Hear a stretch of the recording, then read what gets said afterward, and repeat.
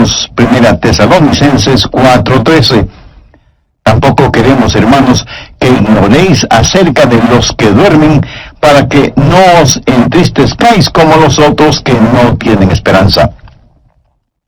La palabra dormir aquí hace referencia a la muerte de un creyente. Porque así como cuando nos despertamos después de dormir, así será nuestra resurrección.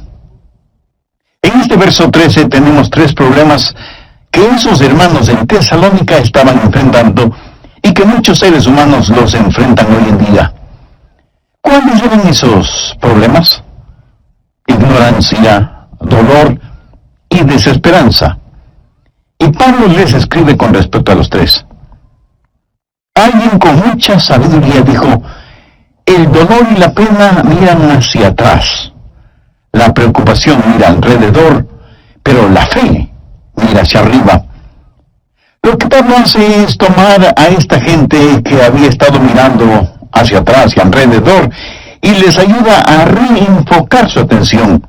Les hablará del rapto de la iglesia cuando el Señor Jesucristo regrese por los suyos, y les dirá que sus seres amados que duermen, o sea, muertos en Cristo, serán resucitados de entre los muertos, y que quienes estén vivos serán cambiados y transformados en un instante, y que juntos serán arrebatados para encontrarse con el Señor en el aire y estar siempre con el Señor. Quiero que note las palabras con las cuales el apóstol finaliza este capítulo 4, verso 18. Por tanto, alentaos los unos a los otros con estas palabras. Yo no sé de ninguna esperanza más consoladora que el rapto de la iglesia. Habrá, mi amigo, una gloriosa reunión celestial. Si sus padres, hermanos, hermanas, amigos han muerto conociendo y teniendo a Cristo en el corazón, imagínense lo que será reunirse con ellos en el cielo. Y de eso es de lo que estamos hablando, la consolación de su regreso. Hay 3 cosas que oro para que el Espíritu Santo las grabe en su conciencia hoy. 3 verdades inamovibles que deben estar plantadas en su corazón y mente. Primero, usted puede confiar en la certeza de su venida. Esa es la forma en que Pablo responde a la ignorancia, el dolor y la desesperanza de ellos. Note lo que les dice en el verso 14. Porque si creemos que Jesús murió y resucitó, así también traerá Dios con Jesús a los que durmieron en él. Y en los versos 15 y 16 dice: por lo cual os decimos esto en palabras del Señor, que nosotros que vivimos, que habremos quedado hasta la venida del Señor, no precederemos a los que durmieron, porque el Señor mismo con voz de mando descenderá del cielo. Y aquí el apóstol está dando 2 grandes argumentos o evidencias que hacen inamovible la verdad de la segunda venida del Señor. Primero, en el verso 14 dice: porque si creemos que Jesús murió y resucitó, así también traerá Dios con Jesús a los que durmieron con él. Eso habla de seguridad. Tenemos confianza en la obra salvadora de Cristo. ¿Cuál es el núcleo del Evangelio? Que Cristo murió por nuestros pecados, fue sepultado y resucitó al tercer día. Eso es el Evangelio. Esa es la forma en que nos salvamos, por la muerte y la resurrección de Jesucristo. Creemos que Jesús literalmente vino a esta tierra, sufrió, murió, fue enterrado y resucitó de entre los muertos. Ese es el Evangelio. Cristo murió por nuestros pecados. Nosotros somos salvos por su gracia, porque Él pagó todo en la cruz. Escuché a un muchachito quien, habiendo recibido a Cristo como su Salvador, pidió ser bautizado. El pastor, para asegurarse que el niño entendía bien todo, le preguntó: hijo, ¿eres realmente salvo? Y el muchacho respondió: sí, pastor, soy salvo. ¿Y cómo sabes que eres salvo? Oh, pues porque yo hice mi parte y Jesús hizo su parte. Esto no sonó bien a los oídos del pastor, porque la salvación es totalmente el trabajo realizado por Jesús. Así que le dijo al niño: ¿me podrías explicar eso de que tú hiciste tu parte y Jesús hizo su parte? Y el niño, con una inocente sonrisa en su rostro, le dijo: claro que sí, pastor. Yo hice el acto de pecar y Él hizo el acto de salvar. Me gusta eso, la increíble teología de los niños. Ahora, ¿cómo sabemos que Jesús regresará? Porque Él ya sufrió y murió por nosotros y fue resucitado de entre los muertos. Escuche, a menos que Él regrese por nosotros, a menos que haya el rapto, el Evangelio es incompleto. Su crucifixión sin su coronación es incompleta. Es como tener noche pero no día. Es como tener frío pero jamás calor. Es como tener oscuridad pero nunca luz. Quiero decir, el Evangelio es incompleto sin la segunda venida del Señor Jesucristo. ¿Cree usted que Jesucristo resucitó? Entonces la resurrección de Él es la muestra, es la prueba de su propia resurrección, mi amigo. En el Antiguo Testamento tenían una ceremonia llamada de las primicias o los primeros frutos. Cuando la cosecha estaba madurando, iban al campo y escogían las más hermosas y cargadas espigas de trigo o de cebada, o lo que fuera. Las ataban en manojos y las llevaban al templo en Jerusalén y las ponían en el altar, primero como agradecimiento a Dios por la cosecha que se aproximaba, y segundo, como una muestra de que toda la cosecha le pertenecía a Dios. Esta era una gran celebración, la fiesta de los primeros frutos, las primicias, lo mejor de la cosecha. Busque 1 Corintios 15, versos 22 y 23. Porque así como en Adán todos mueren, también en Cristo todos serán vivificados. Pero cada uno en su debido orden. Cristo, las primicias. Luego, los que son de Cristo en su venida. ¿Lo ven? Habla de una resurrección, porque la resurrección de Cristo es el primer fruto de la resurrección. ¿Resucitó Cristo literalmente de entre los muertos? Amigo, es mejor que lo crea. Volvió literalmente a salir de la tumba. Es mejor que lo crea. Este es el argumento del apóstol Pablo. Dice que si creemos que Jesús resucitó, lo mismo sucederá con aquellos que duermen en Cristo. O sea, los muertos en Cristo resucitarán tal y como Cristo resucitó. El mismo Señor Jesucristo permitió su propia muerte porque era parte del plan para salvarnos. El Hijo de Dios estuvo muerto y sepultado en una tumba, y Él permitió ser capturado por la muerte a fin de vencer ese cautiverio y encender desde la tumba la llama de la esperanza. Él se levantó de entre los muertos y le quitó el aguijón a la muerte, tomó la corona de la muerte y la rompió, y porque Él es el Salvador vivo y victorioso sobre la muerte, nosotros también viviremos victoriosos sobre la muerte. Amén. Esta es la base histórica y sobrenatural de la segunda venida de Cristo. Yo creo que la segunda venida de Jesús será tan real y literal como fue su primera venida. Y creo que mi resurrección será tan real y literal como fue la de Jesús. La primera seguridad que tenemos es el trabajo salvador de Jesucristo. La segunda seguridad es la sólida palabra del Señor. Mire 1 Tesalonicenses 4:15, por lo cual os decimos esto en palabra del Señor. Sabía que un tercio de toda la Biblia, bien entendido, habla de la segunda venida de Cristo. Tanto el Antiguo como el Nuevo Testamento terminan con la promesa del regreso de Cristo. Una y otra vez, en la palabra de Dios, se nos dice que el Señor Jesucristo vendrá otra vez. Vivimos en una época llena de astrólogos, médiums y adivinos con poderes pseudoproféticos. Y todos ellos son patéticos, son falsos profetas. De vez en cuando, con la ayuda de Satanás, tratan de adivinar algo, pero no pueden hacerlo porque Satanás no sabe absolutamente nada sobre el futuro. Pero la Biblia, la segura palabra de Dios, siempre está en lo correcto. Hay dos cosas que nos dan esa seguridad. Primero, el trabajo salvador de Jesús, y segundo, la firme seguridad de su palabra. Y eso es lo que Pablo está diciendo. Así que primero, podemos confiar en la certidumbre del regreso del Señor, y segundo, podemos descansar en el consuelo de su venida. Pablo dice en el verso 18, por tanto, alentaos los unos a los otros con estas palabras.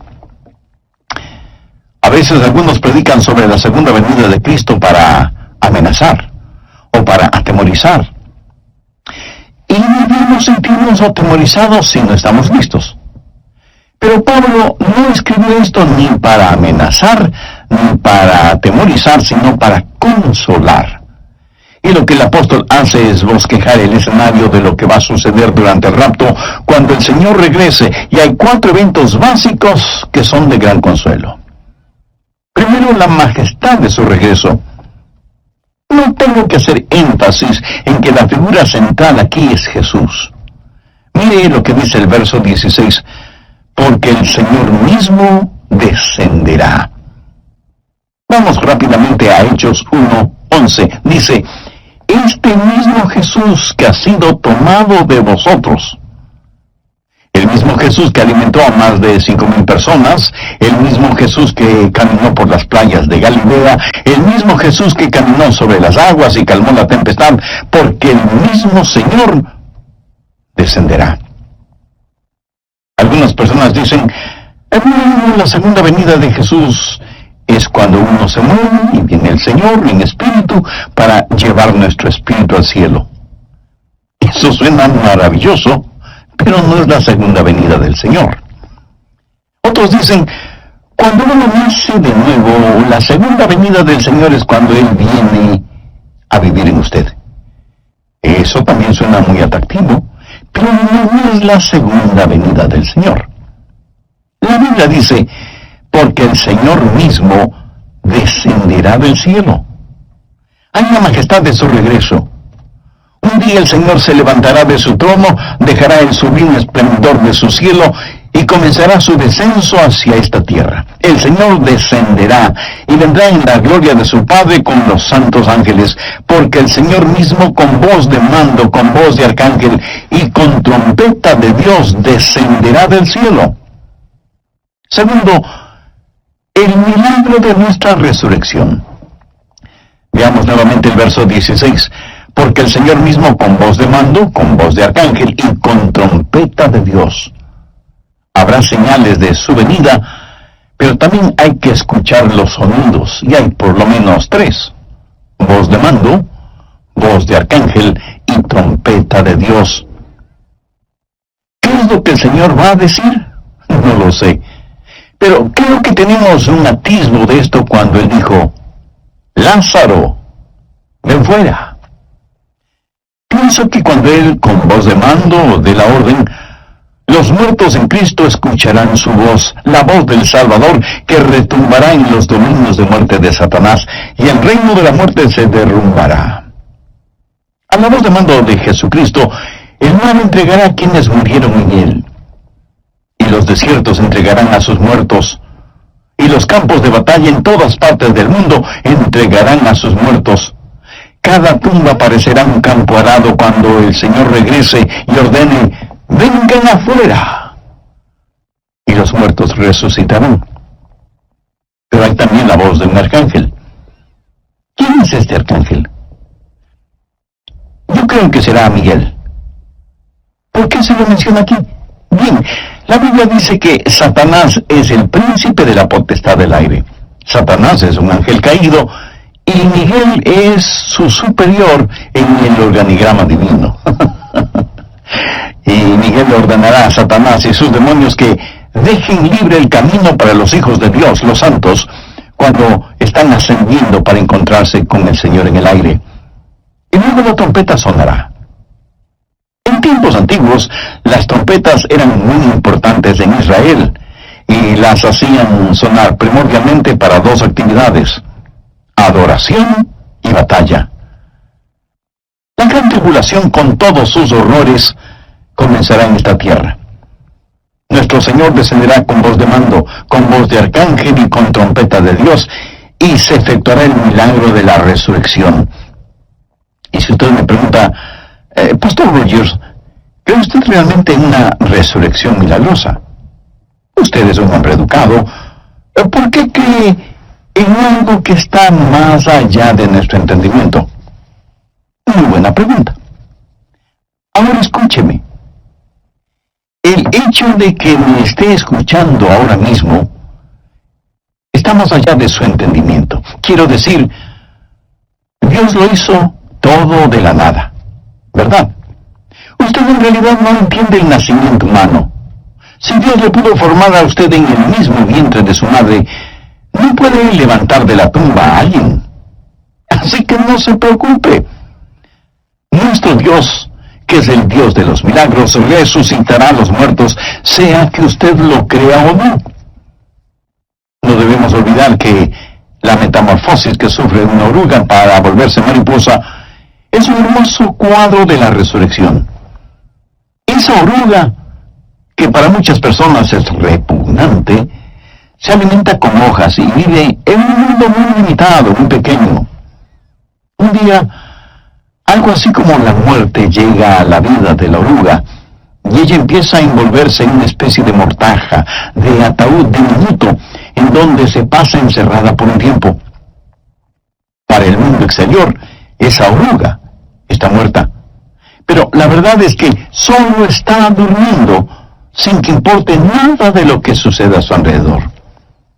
Un día es el de la resurrección, y ella sale de su diminuto encierro, pero ya no es una oruga, ahora es una gloriosa, hermosa mariposa, brillante como el sol, diáfana como la mañana, y batiendo sus increíblemente decoradas alas, se eleva hacia el azul del cielo. ¿Es la misma criatura? Sí, pero ahora es diferente porque he experimentado una metamorfosis, o sea, un cambio de forma. La Biblia dice en 1 Corintios 15:51, no todos dormiremos, pero todos seremos transformados en un momento, en un abrir y cerrar de ojos. Amigo, antes de terminar este programa, permítame preguntarle, ¿será usted transformado? Para hacerlo, debe tener a Cristo en su corazón. Si aún no ha hecho esa decisión, la puede hacer ahora mismo, orando de la siguiente manera. Señor Jesús, creo que para redimirme y perdonarme tú moriste en el Calvario. Y fuiste encerrado. Y fuiste a la tumba. Pero resucitaste para que yo también pueda resucitar a novedad de vida. ¿Yo voy a ser como Jesús? Pastor, no entiendo eso, ¿me lo puede explicar? No se lo puedo explicar. En verdad nadie puede explicar esto. Es uno de los misterios que le pertenecen a Dios. Lo que sí no es un misterio es que quienes somos hijos e hijas de Dios seremos hechos a la semejanza de Jesucristo. Hay 4 eventos básicos que son de gran consuelo. En el mensaje anterior vimos primero la majestad de su regreso, segundo, el milagro de nuestra resurrección. Hoy continuaremos con tercero, el misterio del rapto. 1 Tesalonicenses 4:17. Luego nosotros, los que vivimos, los que hayamos quedado, seremos arrebatados juntamente con ellos. El apóstol Pablo estaba esperando el regreso de Jesús mientras él vivía. Note la frase, nosotros los que vivimos, los que hayamos quedado. Cuarto, el desafío de su venida. Habrá millones de personas vivas en la tierra cuando Jesús regrese. Los santos serán transformados en un momento, en un abrir y cerrar de ojos, y cuando se oiga la voz de mando, todos los salvos serán cambiados instantáneamente y arrebatados en el aire para encontrarse con el Señor. Esto es lo que conocemos como el rapto. Ahora, la palabra rapto como tal, usted no lo va a encontrar en la Biblia, pero no deje que eso le moleste. La palabra Trinidad tampoco está en la Biblia. Las palabras misiones o soberanía tampoco las encuentra en la Biblia, pero todas estas son doctrinas que se encuentran en la palabra de Dios. Se llama el rapto porque la palabra latina rapto significa agarrar, coger, así algo con firmeza. Ahora, si a usted no le gusta la palabra rapto, use la palabra arrebato. Una de cuyas acepciones gramaticales es quitar súbitamente algo de alguna parte. En la Biblia se usa esta palabra de muchas formas. Por ejemplo, asir con fuerza. Ellos querían asir a Jesús para tratar de hacerle rey. Y la Biblia dice que lo agarraron con fuerza. Ahora piénselo. Cuando sucede el rapto, usted y yo seremos tomados, asidos, agarrados por una fuerza sobrenatural. Esa fuerza es nuestro Señor.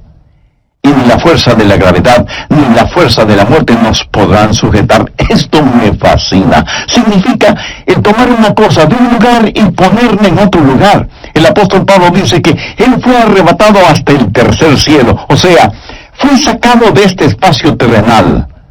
Eso es lo que el rapto será.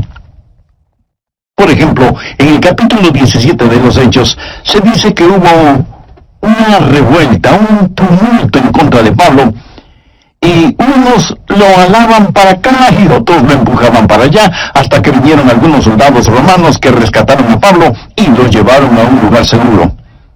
Ahora escúcheme. La iglesia del Señor será arrebatada de este mundo y puesta en la seguridad del cielo, mientras los horrores de la tribulación tendrán lugar en la tierra. Seremos arrebatados en un momento, en un parpadear de los ojos, y este evento, mi estimado amigo o amiga, puede suceder en cualquier momento. A esto la Biblia lo llama un misterio. Mire lo que Pablo dice en 1 Corintios 15:51. He aquí os digo un misterio. Y describe el rapto. Y es este misterio del rapto lo que va a suceder. Y alguien podrá decir, ¿eso suena a algo sobrenatural? Pues sí. Toda nuestra fe es una fe sobrenatural. Y es mejor que usted lo crea.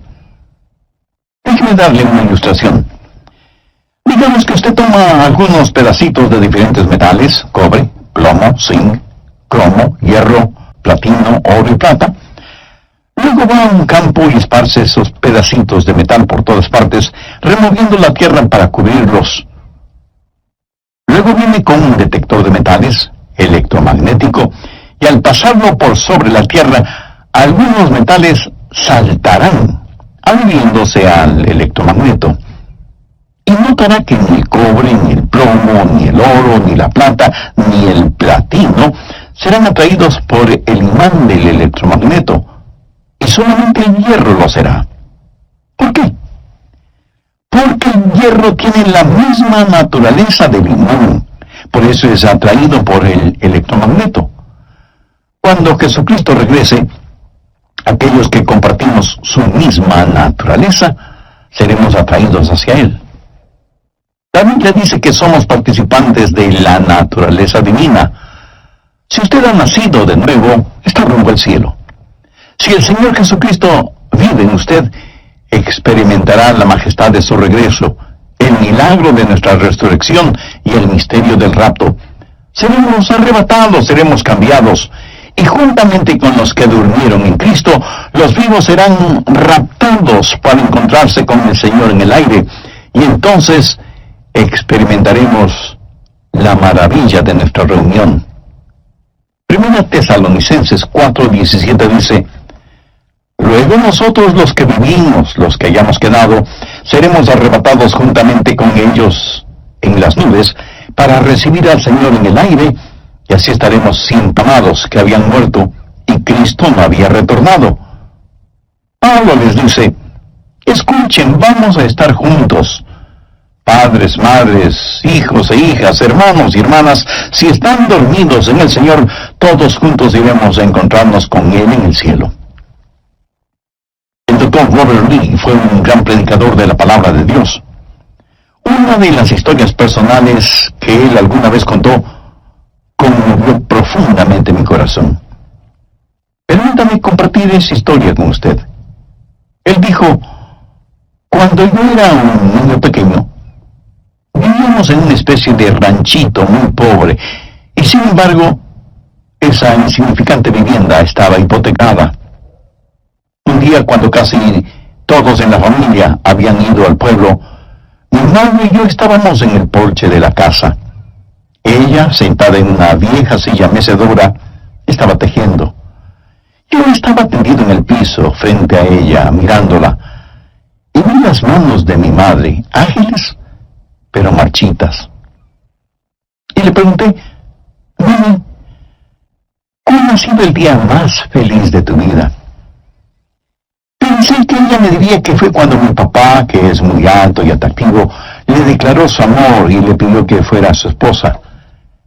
Pero no mencionó eso. Pensé que ella diría que cuando se casaron y vivieron la vida matrimonial juntos por más de 50 años, hasta cuando Dios se llevó a mi papá al cielo. Pero ella no dijo eso. Ella me respondió: Hijo, has hecho una pregunta difícil. Pero durante nuestra guerra civil, los tiempos fueron difíciles y amargos. Prácticamente todos los hombres fueron a la guerra, incluyendo tu abuelito. No teníamos mucho en el rancho. Tomábamos té hecho de sazafrás o café hecho de maíz duro, tostado y molido. Siendo niña, yo iba con las mujeres a trabajar en el campo. Esos fueron días muy duros, muy duros. Luego recibimos la noticia de que mi papá, o sea, tu abuelito, había muerto en la guerra. Y yo miré a mi mamá. Me preguntaba qué es lo que ella diría o haría, pero ella no decía mucho. Hasta me parecía que ella era incapaz de llorar. Casi siempre estaba en silencio. Mi dormitorio quedaba junto al de ella y durante la noche yo escuchaba a mamá llorar profunda y amargamente.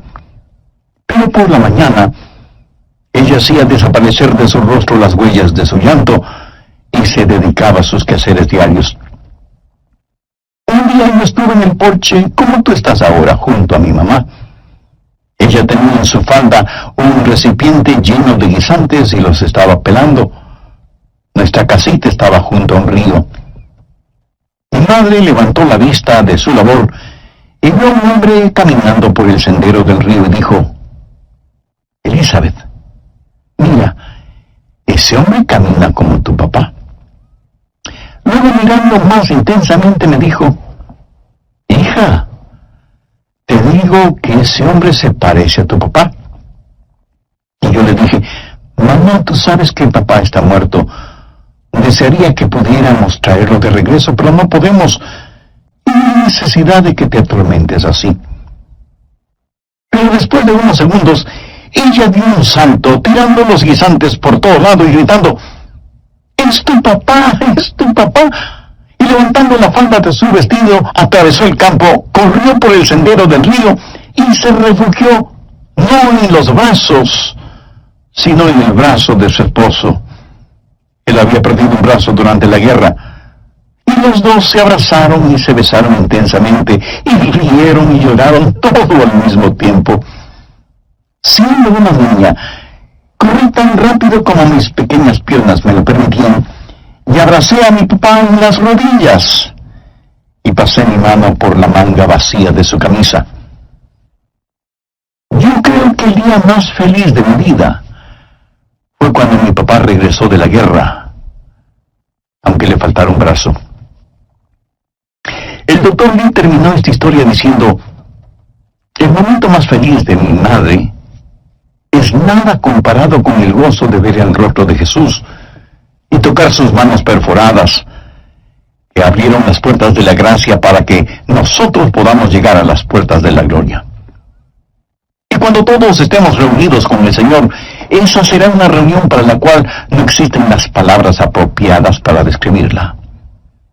Amigos, no solo estaremos seguros de la certidumbre de su regreso y del consuelo de su retorno, sino que debemos responder. Tercero, el desafío de su venida. Otra vez veamos el verso 17. Luego nosotros, los que vivimos, los que hayamos quedado, seremos arrebatados juntamente con ellos en las nubes para recibir al Señor en el aire, y así estaremos siempre con el Señor. Todos somos embajadores de Cristo. Uno de estos días, muy pronto, yo voy a tener que dar cuentas. ¡Qué desafío que representa la segunda venida del Señor! Cuando eso suceda, ojalá que podamos decir: cuando Él con trompeta de Dios descienda del cielo, quiero que me encuentre vestido de su justicia y sin mancha delante del trono. ¿Está usted listo para la segunda venida de Cristo? ¿Está usted listo para el rapto? ¿Es usted salvo? Como creyente, ¿está listo a decir: Señor Jesús, te he amado, te he servido, he testificado de ti, he sido fiel? Cuando Él regrese, no quiero que encuentre sus diezmos en mi cuenta bancaria. No quiero que encuentre licores ni material pornográfico en mi casa. No quiero que encuentre mi corazón lleno de odio. No quiero que cuando Él regrese me encuentre frío e indiferente a sus cosas. Quiero vivir ardientemente por Jesús. Quiero que el fuego de mi vida espiritual inflame la vida espiritual de quienes me rodean: esposa, hijos, nietos, amigos, compañeros de labores, vecinos. No sé cuándo con exactitud, pero sí sé que pronto veré al Señor. ¿Y usted también lo hará? Por favor, busque Marcos 8:38. Porque el que se avergonzare de mí y de mis palabras en esta generación adúltera y pecadora, el Hijo del Hombre se avergonzará también de él, cuando venga en la gloria de su Padre con los santos ángeles. Usted dirá: yo no me avergüenzo de Jesús. Pues le felicito. Pero permítame preguntarle, ¿alguna vez ha confesado que Él es su Señor? ¿Le ha obedecido siguiéndole en bautismo? ¿Es usted un miembro activo de una iglesia que predica y practica todo el consejo de Dios? Todas estas son preguntas muy importantes. El apóstol Pablo en Romanos 9:33 dice: y el que creyere en Él no será avergonzado. Y en Lucas capítulo 10, los versos 32 y 33, están registradas las palabras de Jesús: a cualquiera pues que me confiese delante de los hombres, yo también le confesaré delante de mi Padre que está en los cielos. Y a cualquiera que me niegue delante de los hombres, yo también le negaré delante de mi Padre que está en los cielos. Es mi profundo y sincero deseo que, como consecuencia de haber escuchado este programa, de haberme acompañado durante este estudio bíblico, muchos de ustedes puedan confesar a Jesucristo como su Salvador y Señor aquí en la tierra, para que Jesús le reconozca a usted delante del Padre que está en los cielos y pueda ser recibido cuando Cristo venga a la tierra por segunda vez. Si usted es una persona religiosa, aunque sea muy religiosa, recuerde que la religión no salva a nadie, porque la religión es el esfuerzo humano de hacer méritos para recibir el favor de Dios. En Efesios 2:8 y 9 leemos: porque por gracia sois salvos por medio de la fe, y esto no de vosotros, pues es don de Dios, no por obras, para que nadie se gloríe.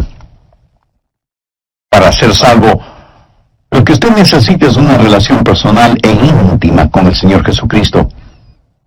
Necesita creer en Él no solo intelectualmente, sino espiritualmente. Y necesita depositar su fe y confianza en Él. Si usted tiene ese sincero deseo en su corazón, le invito a que ore, a que converse con Dios. La oración que voy a decir es solo una muestra, una guía. Ore usted con sus propias palabras. Hágalo en voz alta o en voz baja, o silenciosamente. Orar no es cuestión de volumen. Ore de la siguiente manera: Dios eterno, gracias por haberme dado la oportunidad de escuchar este mensaje. Yo quiero estar listo para el regreso de Jesús, para que me llames a tu presencia antes de ese evento. Sé que soy pecador y necesito tu perdón. Por eso vengo a pedirte misericordia.